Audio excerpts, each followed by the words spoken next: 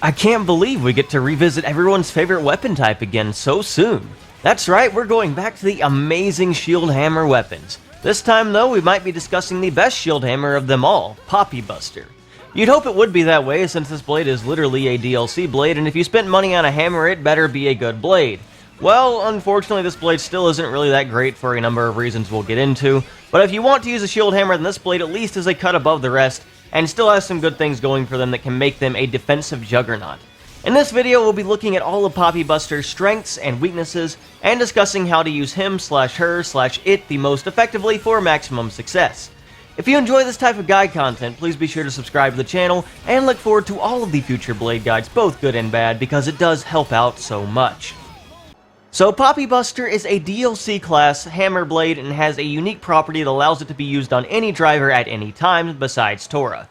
As a hammer, Poppibuster still has a lot of weaknesses tied to the weapon class like high arc cooldowns and generally pretty poor stats. The critical hit rate tier is the lowest in the game, maxing out at 10%, and the auto attack value barely eclipsed 1300, which is a bit below average. Hammers do get the highest block rate in the game at the very least, maxing out at 58% with the right core chip, and on Poppibuster this could be decently useful, but it probably won't matter all that much in many fights. Poppibuster comes with some really impressive defensive values of 40% physical defense and 35% ether defense, making it one of the tankiest blades in the game from just a defensive value standpoint. It also has a 15% agility mod of all things, showing that it has some evasive capabilities, and comes with a cooldown of 5 when maxed out, giving it a lot of availability should you want to swap to Poppibuster often. So far, so good. Let's take a look at the skill tree. Poppibuster's first skill is Reconstitute. This will increase damage of her level 4 special by 250% every time you use it, rising up to 350% at level 5, and capping out at 1000%. This is a weird ability. It's an additive damage increase that only applies to his level 4 special. For this guide only, I'm going to change it up a bit and talk about that level 4 special now, since it's worth talking about all at once. So first things first, Poppibuster's level 4 is Buster Impact. It has an absolutely massive special ratio of 1475, which is the 4th highest in the entire game. It annuls guard as its bonus effect, and it also has a pierce effect, meaning it nullifies and bypasses all enemy defensive values. It even comes with a 20% critical hit modifier, and is one of the only level 4 specials with an area of effect radius. This special can do a lot of damage. If not for Poppibuster's awful critical hit rate, it could likely be one of the highest damaging level 4s with all these bonus effects combined. It will also give invincibility and freeze driver combo duration, as you might expect. The drawback, however, is, for one, it's a very slow move, which ultimately doesn't matter all that much unless you really just care about speed in general, since it can freeze driver combo timers anyway, and it gives invincibility. But the other thing is that after using it, you cannot use any other specials for a period of time. You will be completely locked out of that as some kind of drawback for using this special. It seems to me, because of how naturally strong it is and because of this skill, they actually wanted to nerf it somehow, but honestly, it doesn't really need to be nerfed like this, and it's so annoying having to wait to use any other specials. It's not like this damage increase skill affects anything else. It can already be a pain to charge it up multiple times to even use, so even if you do get to the 1000% damage increase on this level 4, I can't really say that this is a good skill at all just because of how limited it is and just how it will never make a very noticeable impact on combat. Like I said, it's a very weird skill to have on a blade that tried to encourage you to use level 4, and to be fair, it is a good level 4, but it just feels so restrictive and it takes such a long time to see any tangible benefits in most fights because of how many times you need to use this level 4 to get to its damage potential. Poppibuster's second skill is Hardware Acceleration. This will increase its auto attack speed by 15% and art speed by 10% at level 1, rising to 25% and 20% at level 5. It seems Monolith themselves realized how bad hammer class weapons were, so they tried to implement this as a fix. And yeah, this does solve the animation speed problem because that stuff isn't sufficient now to actually use. The problem is, the shield hammer still has long art cooldowns. Sure, you could auto attack faster to get arts up faster now, but you're still not going to be able to chain arts for DPS, and you're still going to have to wait for them to charge up and all that. And the art recharge pouch items will affect all other hammers equally in that sense. So ultimately, there's still fundamental problems in the hammer kit that prevent this from feeling the most useful. The clone of this weapon was able to get sped up animations by default without a skill like this, which should have just been the default feature on hammers in general, and that clone also got much lower art cooldowns, which actually helped make it a viable weapon. In a way, this does help, but it doesn't really help enough to be notable because of art cooldowns and the other problems with hammers. Poppibuster's final skill is Hyper Affinity Circuit. This will increase damage by 60% at max affinity and reduce damage taken by 10%, rising up to 100% damage dealt and 30% damage reduced. This is Poppibuster's best skill. 100% is a great damage increase to have that can help Poppibuster keep aggro and function well as a tank, and 30% damage reduction is very nice for really making Poppibuster a defensive juggernaut when you consider it already has really good defensive stats. Poppibuster has some of the best survivability in the game because of this, and of course if you take less damage you lose less aggro, which is also very helpful because of that, and that is one of the main benefits of this blade. It is nearly impossible to kill Poppibuster with the right setups, and Poppibuster can draw aggro easier thanks to the damage increase this skill also provides. This is an excellent skill and shows that sometimes a more straightforward option ends up being better, because I'd say this skill is a major reason why Poppibuster is likely the best shield hammer. Let's take a look at Poppibuster's other 3 specials now. Poppibuster's level 1 special is Buster Cyclone. This is a physical based special that is 7 hits and is ridiculously slow for a normal special. This is a very unreliable special to set up fusion combos with because of the speed, but at the very least it does have a good damage ratio and a decent area of effect radius. The damage ratio is 300 at level 1, 500 at level 5, and 528 at max affinity, making it an above average special from that standpoint. The bonus effect isn't really that great though, since it's only increasing aggro drawn. More damage is always going to be more useful for drawing aggro in situations like this, so it'd be nice if the bonus effect on the special reflected that. Poppibuster's level 2 special is Buster Cannon. This is a single hit special that's ether based and significantly faster than the level 1. It also has a pretty good area of effect radius as well, and it also has a really good above average damage ratio of 400 at level 1, 650 at level 5, and 696 at max affinity, making it one of the highest damage ratio level 2s in the game. It also annuls guard, so your single attack will never get blocked, which is nice, I guess. It's much better for setting up fusion combos, and ultimately it's a pretty good special to use for quick damage, although I'd still say it's outclassed in this department by his level 3 special, which is Buster Mirage. This is another very high damage ratio special of 500 at level 1, 780 at level 5, and 850 at max affinity. It also has a 25% critical hit mod for that extra 2 or 3%, and the bonus effect is great because it will increase damage to enemies targeting the user, which should hopefully be pretty common on Poppibuster since as a tank you want to keep aggro. It has 7 hits and isn't the fastest special, but if you want to do some solid damage and don't want to charge up and wait on the level 4 or worry about the level 4's drawback of being unable to use specials for a while, then this is a nice option. If you care about raw damage over speed or the drawback, then of course the level 4 will still be better though. All in all, this is a good special to consider using in a lot of situations. For setup, I'd recommend the Tachyon chip. You can get up to a 58% block rate with a Dilaton chip, but I think the bonus effect on Tachyon and the higher auto attack stat end up being more valuable overall, since Poppibuster already has amazing defensive capabilities, and being able to gain additional aggro can be very helpful for a tank. For Aux Cores, I'm going all in on the Affinity Max buffs because I find them all to be very valuable on Poppibuster. Affinity Max Attack is a very useful damage increase in all situations. Affinity Max Evasion works well with Poppibuster's Agility mod and hammers decent kit with Morag. And Affinity Max Barrier provides some extra survivability to you and the party if hits bypass your evasion, and it's extra effective with strong defenses mitigating damage further. For accessories, I'm using the Divine Vambraces since it's a good damage increase against higher level enemies that has no negative drawbacks. I'm also using Hammer Attachment to increase my default attack power for a nice damage boost there, and I'm using Noise Dampener so the arts I'll be using hit harder since it's a good damage increase to have with increased art speed, and the fact that I need to keep aggro. Don't run a headband with these low critical hit rate unless you plan to buff it with Fiora or Numa. And for pouch setup, Morag likes veggies and Buster likes meat, so getting art recharge effects will cap that and allow more art usage and as such more special usage.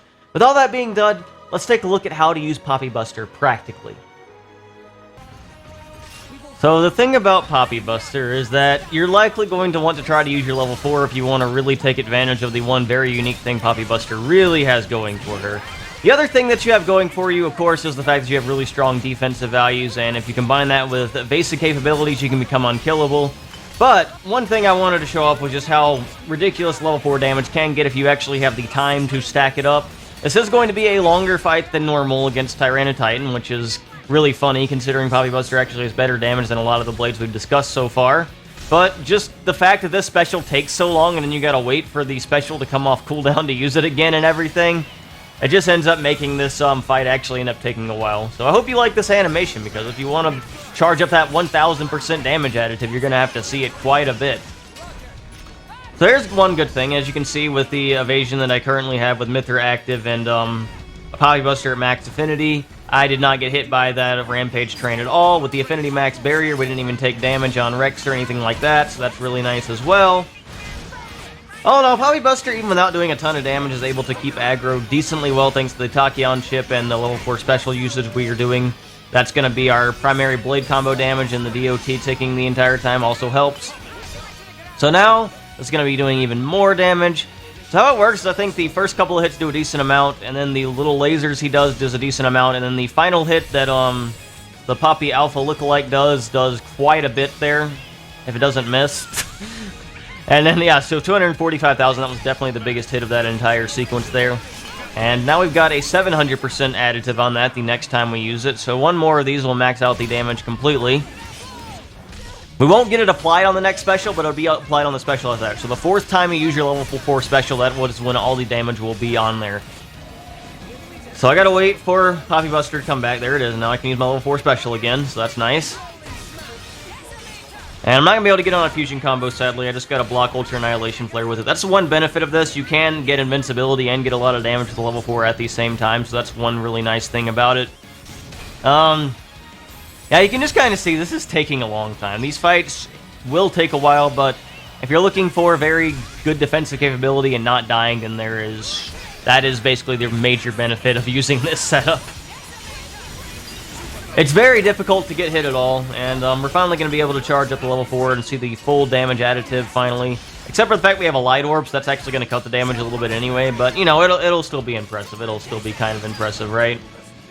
And you can see I'm unable to use any specials while waiting for for a little while after using level 4. That's the other weakness, like I already said. So, it is worth noting that I do have Katana agility mods on Morag, so they're increasing my agility further. Mithra has Foresight, that increases our agility and evasion capabilities even further. I've got Tora currently in the party for driver combos, since you do have a good topple art with shield hammers on Morag and a topple plus and a launch plus. I'm going to show off more just pure defense later and not use driver combos in the next fight here. And just showcase what you can do with your really powerful defensive capabilities. It'll showcase both the strong defenses and good evasion, so that's one really good positive of this fight. The one negative of this fight is that it kind of looks a little bit sloppy, but that's not a really big deal. Rex dies, I don't revive him. You can revive Rex if you want to, but, you know, that's fine. I just wanted to show off Morag's defenses and how even when you get low on health, you can manage to survive, which is pretty cool. I've also brought Shulk into the party, which is a bit ironic, just considering that Shulk is the other light blade that is basically a hammer clone, and honestly I think really outclasses Poppibuster in every way because of just the capabilities that Shulk has. And that's one of the things that really hindered Poppibuster's viability. I mean, it wouldn't have been that great anyway, but Shulk really was just the killer there, because it's a light blade, it has the hammer kit, and it provides much more useful abilities overall, I think.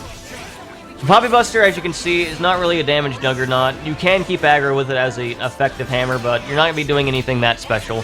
You're not really good in chain attacks because of your slow specials, and even though the level 1 has 7 hits, it's just way too slow to be very reliable for speed.